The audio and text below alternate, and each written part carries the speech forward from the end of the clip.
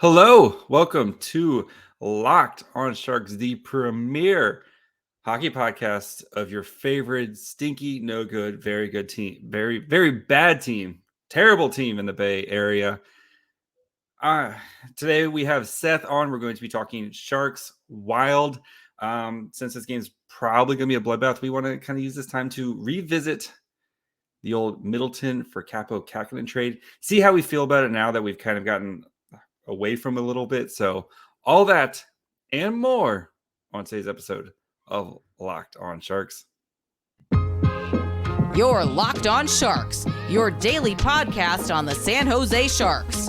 Part of the Locked On Podcast Network, your team every day.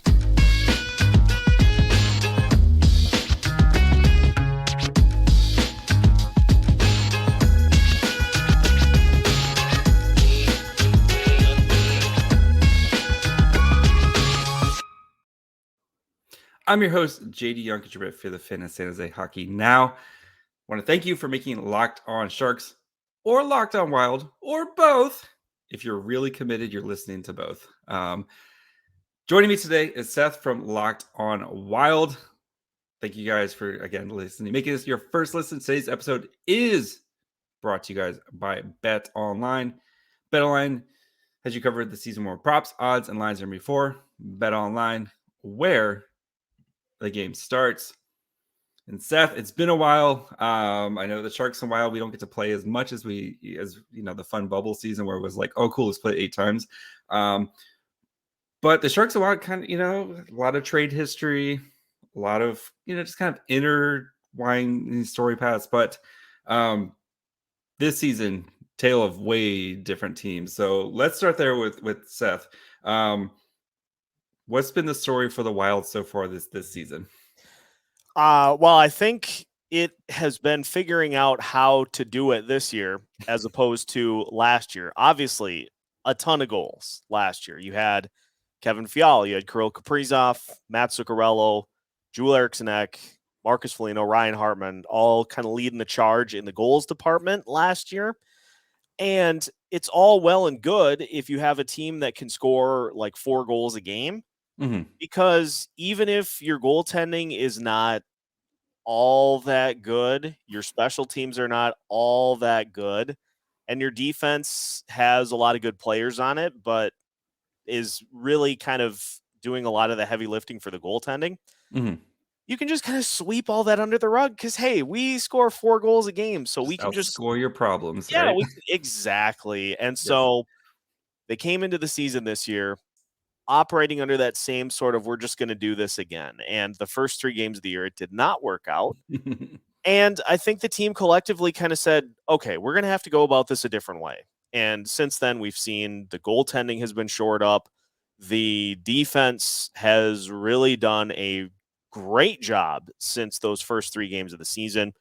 But the Wild have committed to being better on the penalty kill, better on the power play. And so they're not scoring as many goals 5-on-5 as they did last year, obviously.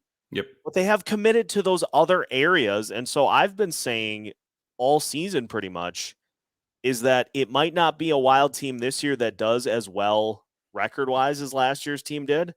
But I think it's a team this year that is better suited to win in the postseason, because if you have a good offense but nothing else, you're going to get picked apart in a postseason series. Whereas now, games get a little tighter. The Wilds have shown that they have a nice, shiny, aggressive penalty kill that can get the job done. They've got 2 goalies that have been getting the job done for the most part so far this year. And the power play has been lethal and is, one of the big driving forces of scoring for this team so far this year. So all those secondary areas that they needed to be better in, they have been. And that is the reason that this team is starting to rattle off some nice wins. They have been great in December. Now, as we'll talk about in a little bit, I'm sure, the opponents have been sprinkled in as the games that you look on your schedule and you're like, this is one we absolutely have to win. So there has been some of that, but at the same time, we have seen in the games that the Wilds, they just don't necessarily have that put away gear this year that they did last year, where they're winning games 5 or 6-1. And so even against those opponents that you should just beat. I mean, Friday night against Chicago, I thought Chicago did some pretty good things, but you look up at the scoreboard and it's not even close. It's just they don't have that like put away gear offensively that they did last year, which means you got to dial in for more of the game. And we've seen some teams make it close down the stretch, and the Wild just have found ways to get it done, even in those circumstances. Yeah, and when I was kind of doing my research, just you talk about how this team turned into a defensive team, right? And beginning the first month of the season, you saw like they struggled to and especially in the goals allowed per game, and then basically since November 1st, the Wild they're giving up a 2.45 goals per game, which is fourth best in the NHL. They just have turned into a defensive monster, and again, when you still have guys like Kaprizov and Matt Zuccarello, if you need to score, they can go score. But this team is becoming much more kind of balanced. I would say is probably the best term, a balanced team where if they need to go play, if you need to go to a track meet, you feel like you can get into a track meet with this team. If you need to play a 2-1 type of game, it feels like the Wild can kind of get into that type of situation. The Sharks, though, buddy, if you like goals, this is your place. The Sharks have actually been a decent offensive team, especially again, kind of since the calendar turned into November, and new coaching staff, a lot of new players. First month, especially starting in Europe, took a little bit for this team to gel, but the offense for the team has been much improved. They were 9th best in the NHL in the month of November when it came to goals per game, which was kind of surprising, right? Especially for how bad this team is. They can score goals with the best of them. The problem is they are really bad on the back end and especially in the goaltending department. We'll get to our good friend Kaapo Kahkonen here in a minute, but and that's really started to carry over here in November. The Sharks right now, since December 1st, have given up 4.38 goals per game, which is the worst in the NHL. So, yeah, if your team is struggling to score, the Sharks will definitely kind of fix what ails you here. So yeah, I expect the Wild, we'll get into the preview later, but I just expect the Wild to come in and put on a show tonight. Yeah, it's interesting too, because you have this back-to-back, and the last time the Wild played Anaheim on the front end of a back-to-back, they had Dallas the next night, and that ended up being a shootout. And so you're like, okay, you can kind of see some of that. Like we're focused more on Dallas than we are on the Anaheim Ducks. Mm-hmm. But I told my listeners, I was like, you've got Anaheim on the front end, you've got San Jose on the back end. There's no Goliath out here that you're having to try to contend with. And interesting nugget, the Wild are undefeated on both sides of the coin. They are undefeated in playing teams on the second night of a back-to-back. It feels like they've played like 30 of them this year so far. They are also undefeated when playing themselves on the second night of a back-to-back. And so they're beating up on tired teams, and they are just finding a way to get it done when they themselves are the tired team. Like much of the rest of us, you're just tired all the time. Yes, especially this time.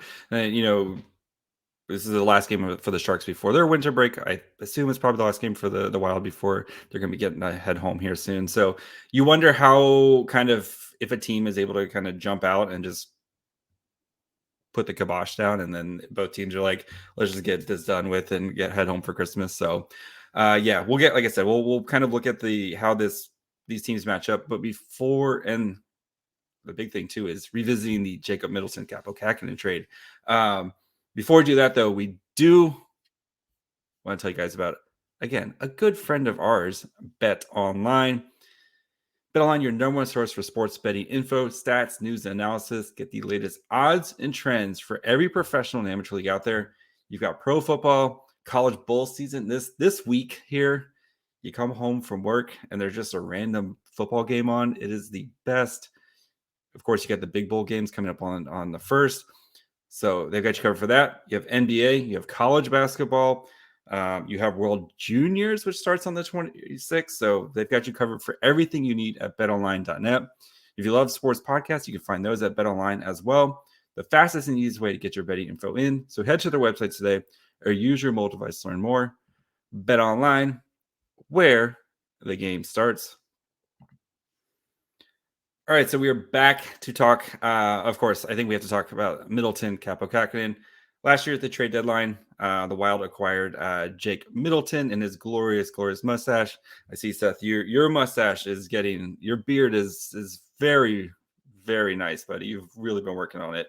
Thank you. It's starting to curl too. The mustache is starting to get to the point where it's curling, and I'm like, okay, do I run with that, or I don't want to look like an oil baron. Yeah, that's that type of hair product. That is a very expensive hair dude there. But I'm more of the like kind of keep it a little bit shorn. It's too itchy. But I mean, yours though very glorious, especially this time of year for you guys with the snow and the cold and stuff. You need that chin warmer there. But Jake Middleton and his glorious mustache, and then the Sharks got a 5th round pick, which they've used to pick Jake Furlong, and then of course goalie Kaapo Kahkonen. So rewinding to when the trade happened, what was your initial thoughts on the trade? And then now kind of looking, we're a good chunk into the season. How do you feel about it now? It was a weird trade at the time, because my initial reaction was it feels kind of weird to give up on a young goalie, considering you have Cam Talbot in the mix.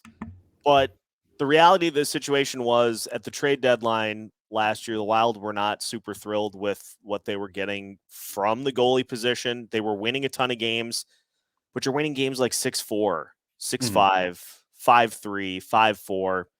And they wanted to get something a little more reliable in that. And so obviously they go get Marc-Andre Fleury. But not only did they decide that they didn't want Kaapo Kahkonen to be part of the mix last year, you're also deciding you don't really think that he's a franchise guy. Yep. And so the Wild were like, we've seen kind of the whole of the Kaapo Kahkonen experience. And so they decided that it was time to cut bait, and they used him as a way to bring in a really intriguing defenseman in Jacob Middleton, who you look at it, him and Jared Spurgeon have combined to form one of the better defensive lines in the entirety of the NHL. I believe they're 10th in the NHL amongst pairings that qualify in terms of expected goals against when they're out on the ice. So they're getting it done. He provides a lot of physicality, which is something that the Wild didn't have a ton of before the trade deadline last year, and now getting Ryan Reeves and adding him to the mix this year. It's a team that has been more undersized on defense over the last few years. Spurgeon, Brodin, Dumba, up and down the list, those guys are all relatively the same size. And so you get Middleton, who can hit, he can pack a wallop.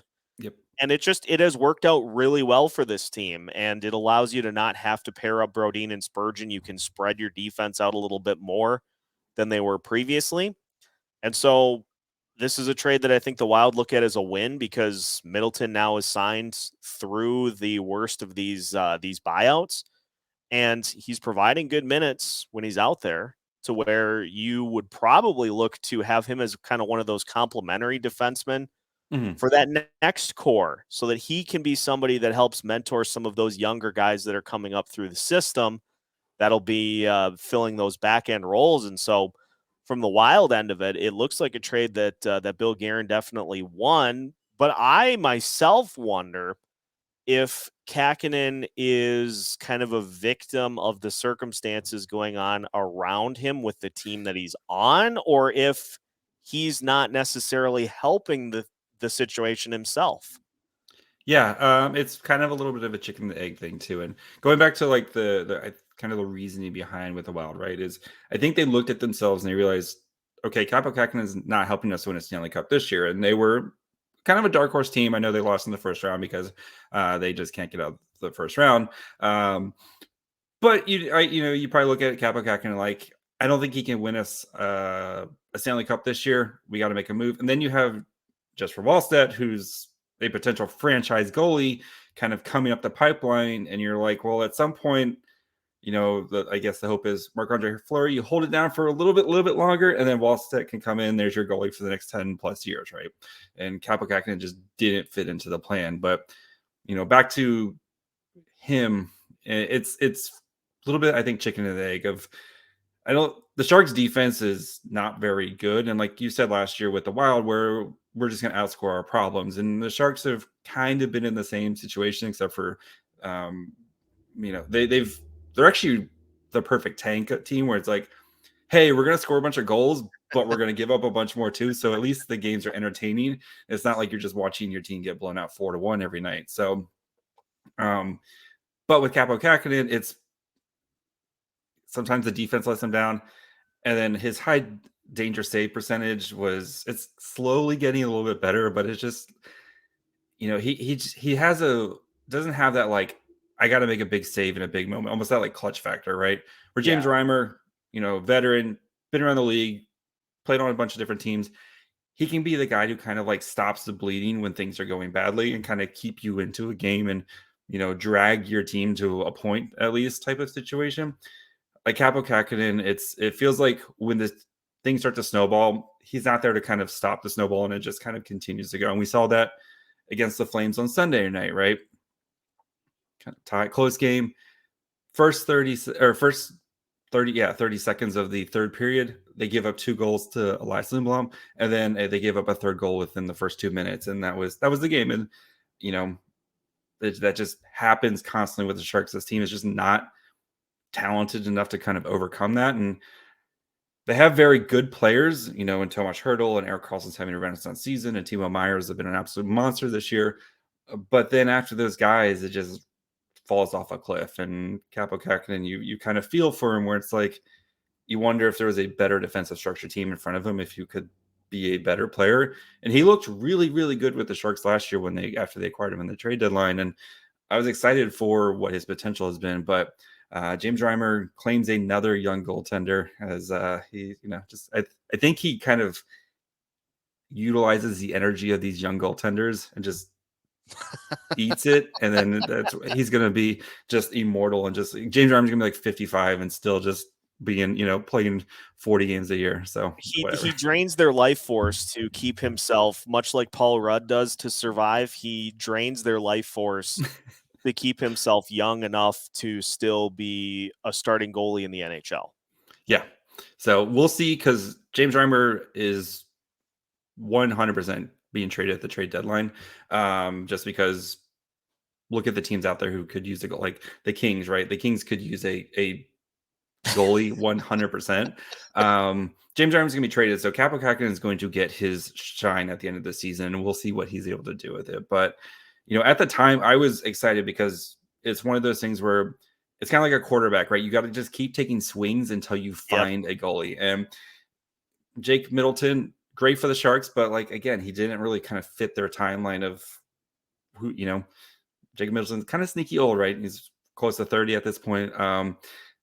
Kind of doesn't fit the timeline of what the Sharks are going to be here in the next couple of years. So again, I like the move at the time, but it looks like the Wild easily won this trade right now. So, but we'll see with Jake Furlong. So, yeah, and it's funny too, because I think the trade is even more validated now with what the Wild have gotten from Filip Gustavsson so far. And you talk about defensive structure.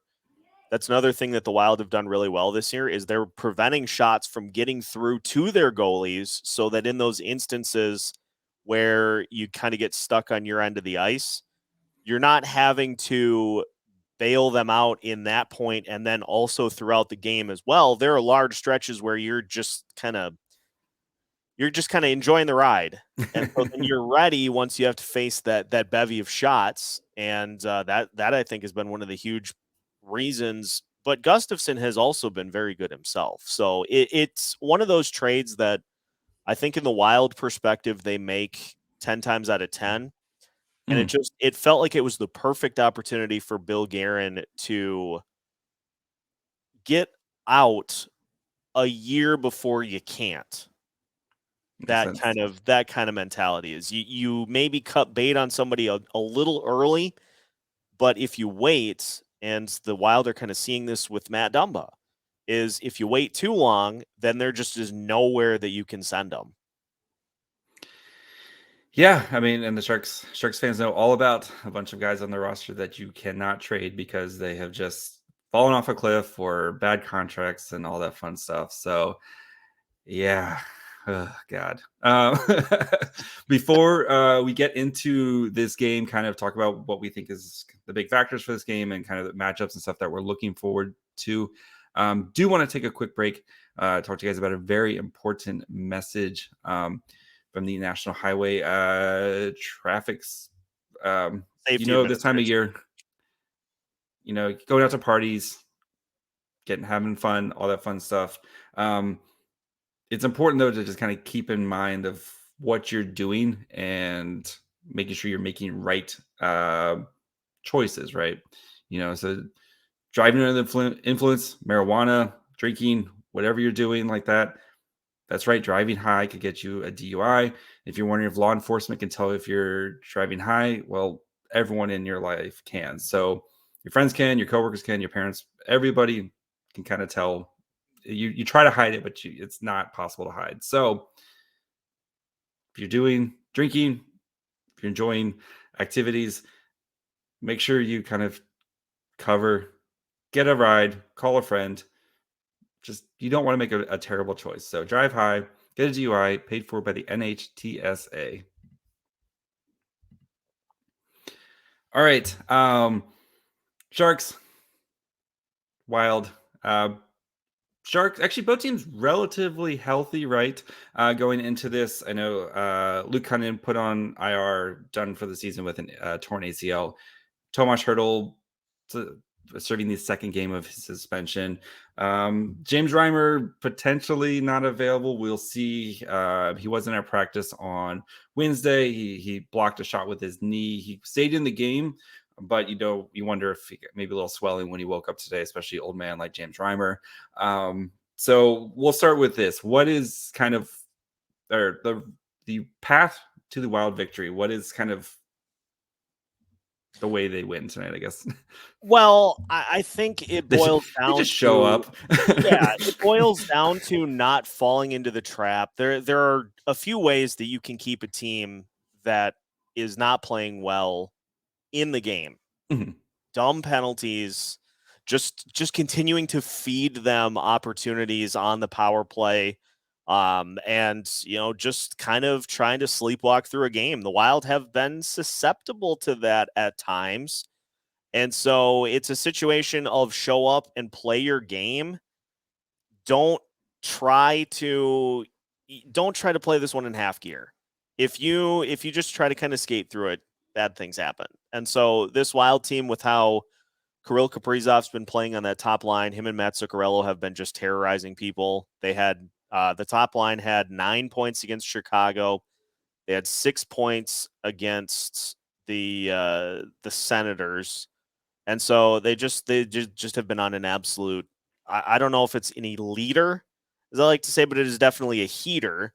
And so this is a team much like Chicago where you can kind of ride your top line. And with the fact that the Christmas break is coming up after this, I wouldn't be surprised if they get a fair share of minutes in this one to just kind of do their thing. You don't have to worry about any games for 5 days or so. So wouldn't be surprised if we see that. But also, the thing that I think has helped this team is that they're having a lot of fun right now. They're doing their thing. They're winning. They're enjoying being out on the ice. And they've got some good line chemistry that has been developed with all those different combos. So just roll four, as Dean Evison likes to say, roll 4 lines. And yeah, it's going to be very interesting too, because with Marc-Andre Fleury starting against Anaheim, it'll be Filip Gustavsson in net. So it's very much old girlfriend, new girlfriend in Filip Gustavsson against probably Kaapo Kahkonen. And so then it's an opportunity, not that Gustafsson needs any more motivation, but it's like, hey, you were kind of considered to be the guy at one point, and now I'm kind of showing that I've got some skill in the net too. So that's a fun little, at least in my head, a fun little goalie matchup if that's what we get.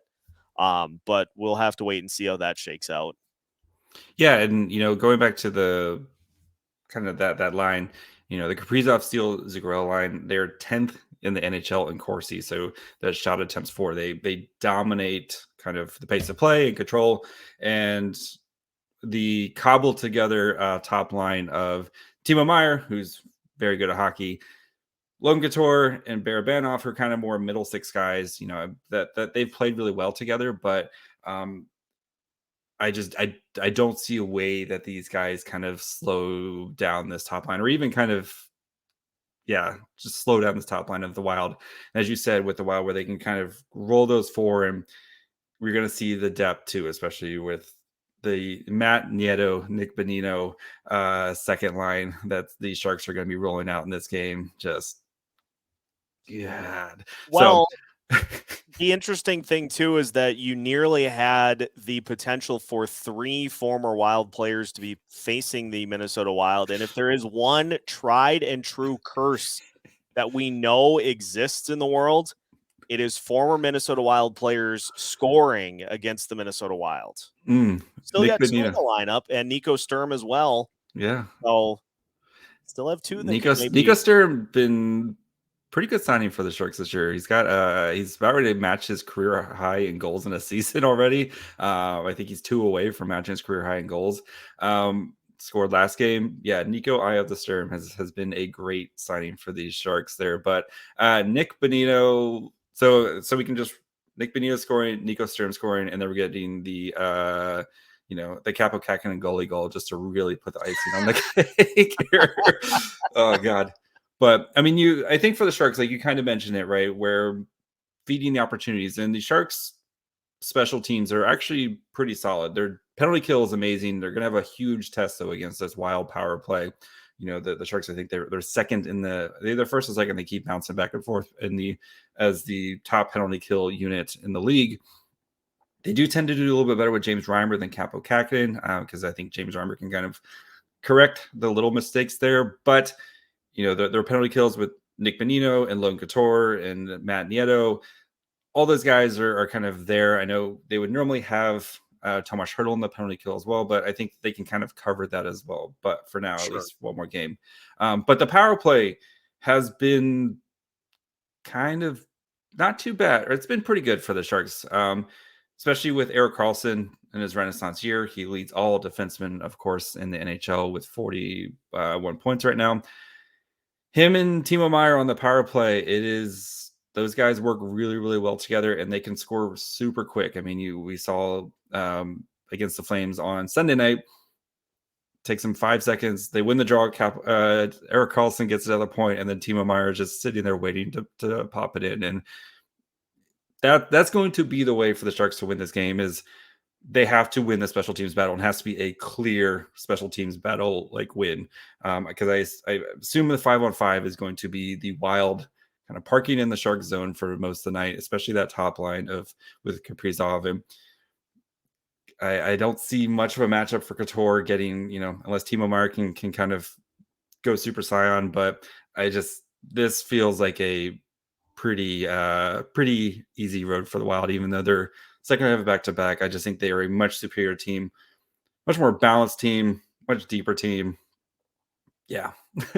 Yeah, and the interesting thing too on the penalty kill for the Wild is that it seems like have 1 or 2 shorthanded opportunities a game. They have turned last year was empty net magic. It was we're going to score just a ton of empty net goals and win games that we should just absolutely have no business winning.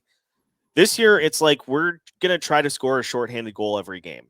And Connor Dewar, Sharks fans, keep an eye out for Connor Dewar, who is up near the top of the list, if not the top in the NHL in shorthanded points this year.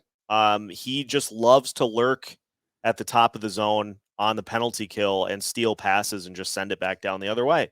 So we'll see if that ends up being a factor, but yeah, it is definitely going to come down to the special teams. Wild will need to be on their game in that area, or we're going to get one of those that I like to call the closer than it should have been. I could see that maybe. Like I said, I think this Sharks team, especially without Hertl, guys are kind of pushed up into places that, kind of pushed out of place right now. Erik Karlsson had a terrible game on Tuesday against the Flames, so I expect a big bounce back game from Karlsson. I just don't see him having 2 bad games in a row.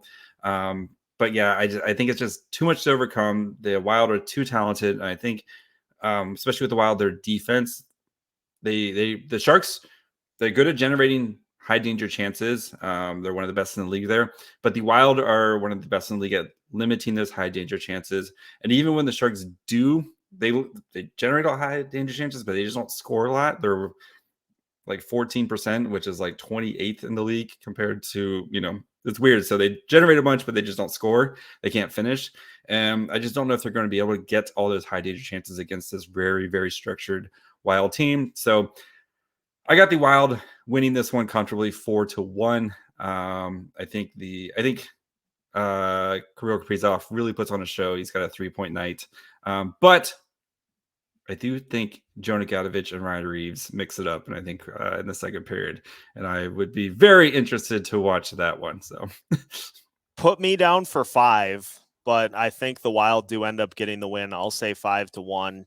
Kirill, you hit it right on the head. He just is.